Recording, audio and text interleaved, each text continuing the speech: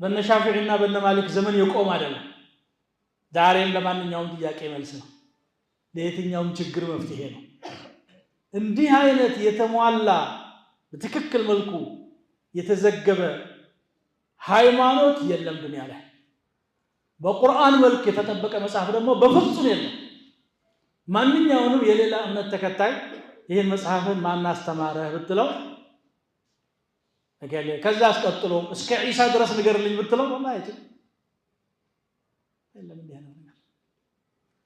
እኛ ዘንድ ቁርአን ከማን እስከማን በየትኛው ሪዋያ እንደተቀራ بالضبط ተጠብቆ ተገኝቷል። የነብዩ ሰለላሁ ዐለይሂ ወሰለም ሐዲስ እያንዳንዷን ወደ ኋላ ተመልሰን ጎርጎረን ትክክለኛ ነው አይደለም መመዘኛ አለ፣ ሳይንስ አለ፣ ማወቅ እንችላለን። ለምን ሺዎች በቁርአን ንባብ ላይ ብቻ ተخصص ሆኖ ሲሰሩ ነበር።